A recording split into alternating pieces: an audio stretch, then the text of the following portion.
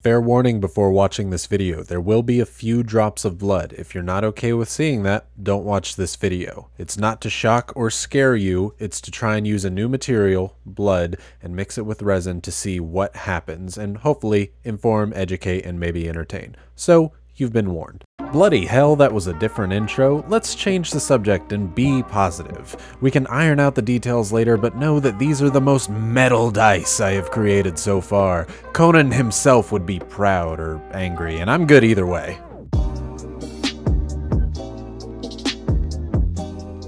So we're going to be making two sets of dice today, one for the Berserker Barbarian subclass and one for the Ancestral Guardian. Now, I'm going to be using some silicone dice molds that I've made. I'm not going to show the process for how to make them in this video. It takes too long to do that and it would just take up more of your time. But I recently made a video on that, so go check that one out. There I'll put a link down in the description if you want to know how to make your own silicone dice making molds, in case you want to make your own dice like I'm going to do in this video. Well, not these dice exactly, but you get the picture. We're going to try something that we haven't done on this channel before, which is called cold casting. To my understanding, cold casting is mixing little bits of metal, like these iron filings here, with resin, and that's kind of a pseudo metal. It's called cold casted, right? I could be very wrong on that, but that's my understanding of it. I put it in this little squeezy bottle so that it's very easy for me to get it inside the molds, and you want to put some in the molds prior to mixing some of the iron filings with the resin. You still want to do that, but you want to coat the walls on the inside of the molds. That way, if there is resin that goes to the top, you should pretty much always have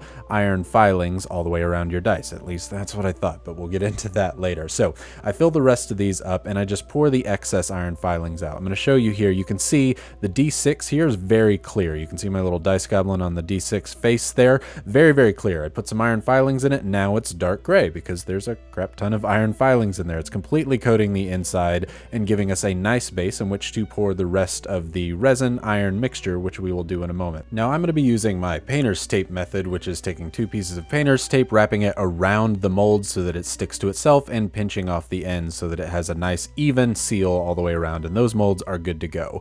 Now I'm going to use Art and Glow resin, not because I particularly prefer this one, which I do, but because for the experiments that I'm doing, I want to have kind of a control group, and I make most of my dice with Art and Glow resin. So I put my nitrile gloves on, which everybody should have during this pandemic, right? Because safety is important. But one thing I'm not sure, because these are new molds for me, is how much resin it's going to take to fill this thing up. I wanted to make extra, and I'll kind of show why here in a minute, because once we start mixing this stuff up, and it's 1-to-1 by volume, I mixed up 50 milliliters of this, 25 in each of those.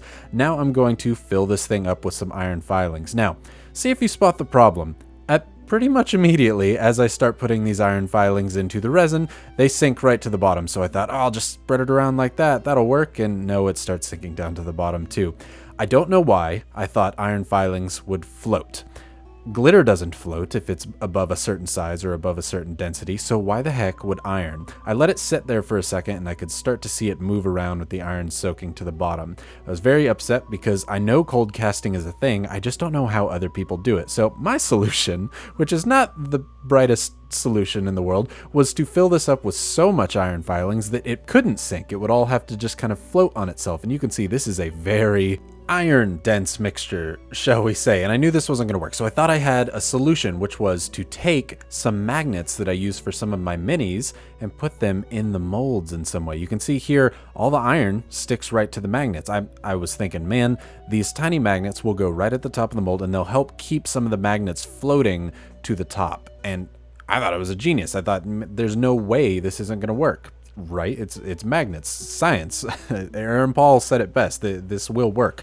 You can even see here I tried to pull some up with the resin and it does. The iron that was coming out was coated in resin, so we're good to go. I get some of these from Army Painter. They're small enough to do the job and I think strong enough to work. So I start using my pipette method to pull some of the resin up. Also going to be a problem because this resin is very heavy. It's got a lot of iron. But before that, I figured I needed to infuse this thing with some barbaric rage and words. Ah! God! Rage! Die! You can't hurt me! I hate you! Stub my toe! Or, you know, whatever battle words get you raging and prepared like the barbarian that you are. Now, I'm starting to fill these things up with the pipettes, but this is taking ages. I think I ended up using like 10 pipettes here, and it's called Pipette where I come from. Don't at me. And after I do get them in, I put a little magnet in the top of where the sprue's excess resin reservoir is. I thought this would be enough to maybe pull on the iron that is down actually in the mold itself up and kind of keep it to the top. And I'll say that it, you know, I'll show you here in a minute because it kind of works. I wanted to get these in the pressure pot pretty immediately because it took a long time to get these working, and I think they were starting to solidify. So I put them in the pressure pot, pop that thing up to about 40 psi, turn it off, and let them sit for 24 hours. After which, it was time to take them out of the mold, which is great because it's always like Christmas whenever you're unwrapping dice. One thing that was pretty cool, after these solidified, I don't know, it kind of looks like an alien landscape on the top of where these magnets are and where the resin kind of stopped. You could definitely make some cool art out of that. But now let's look at the dice. There are some awesome parts to this dice. You can see the dice goblin clearly. It's absolutely amazing. However, there was a problem with just this D6. There is a big old bubble in the corner here. It happened because the magnet actually caused there to be a gap where resin couldn't flow through. It pulled up so much iron that when it was pressurized and some of the bubbles were vanished, no resin could actually go back down and fill in this bubble that was on this corner. It only happened in this dice, so it was just a fluke. What it means, though, is that this dice is unusable. That's okay, though. Honestly, this whole thing is unusable. It has magnetic properties, which is great. It makes my dice goblin look like he can eat a magnet, which is super cool, but these are obviously very, very unbalanced. So these were going to be for looks purposes only. It doesn't have to be perfect. I actually asked my patrons on Patreon, hey, should I even show this or the blood dice that is to come? I don't think that they're working out properly. And all of them said, barbarians are not perfect, just show it. And so we're going to show it.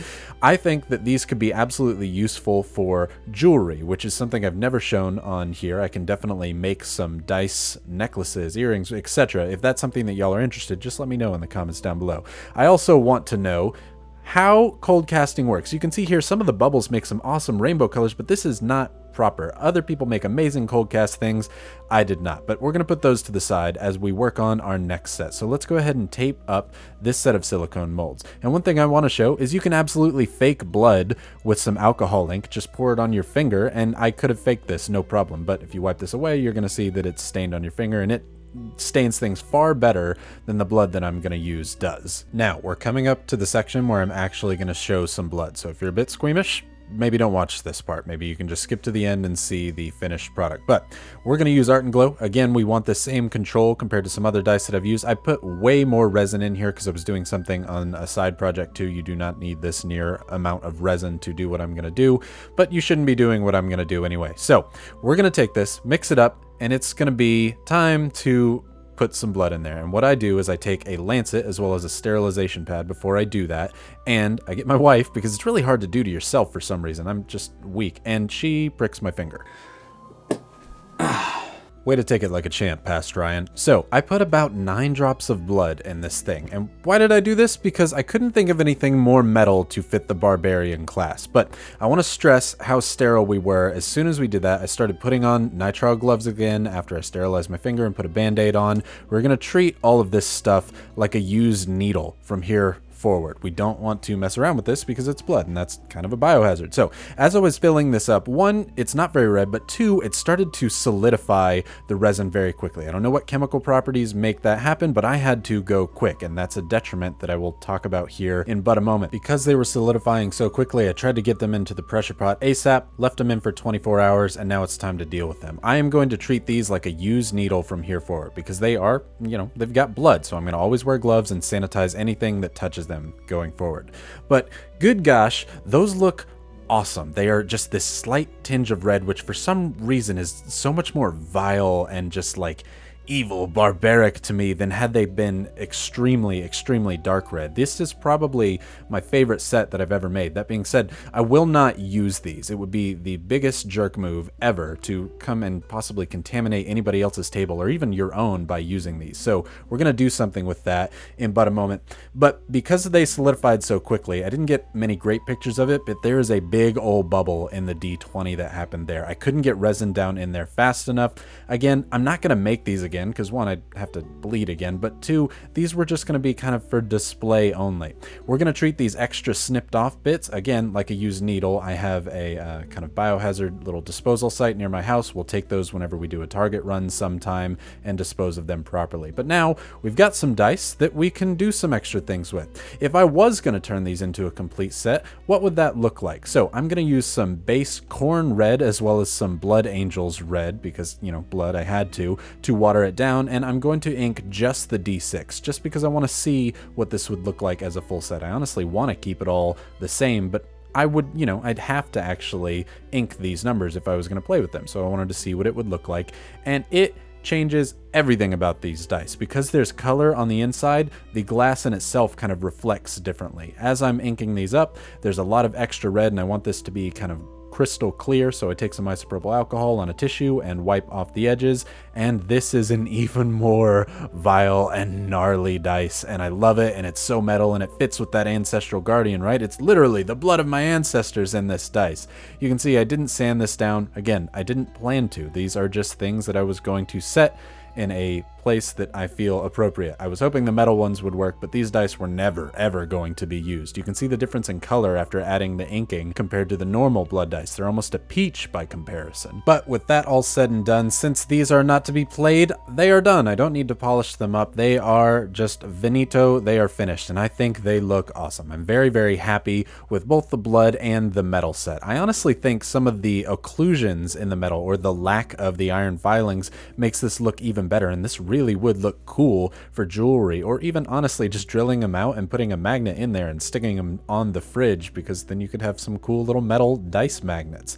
I could ink these, I could use them, but it's definitely going to be cheating, and honestly the higher number sides are the ones down, so it's going to be cheating myself, so why would I want to do that one? I think all of the dice look fantastic, and I think looking at this in extremely high definition with the camera, you can see all the tiny little filings, but obviously the star of the show tonight is this blood red D6. It's got a little fibers from the tissue on there, which I didn't notice until just now, but God, it is so good looking, and I do wish that I had a full set of those, but alas, that's just not something that I can make happen. What I did find, though, was a great way to store these. You know those mana potions that I made? The vial fits a full set of these dice absolutely perfectly. So now I literally have a blood vial of these dice. This is my blood vial dice set. Now I'm going to seal this up with probably resin or super glue so that it can just never be opened. But isn't it just freaking awesome? Whatever. Last thing I want to ask is if anybody knows proper ways to do some cold casting, or if I just completely got it wrong, send me some links to some videos so I can educate myself. Secondly, I want to thank the patrons. This is their monthly choice video. They chose to do a new class set of dice video. This wouldn't have happened without them suggesting it.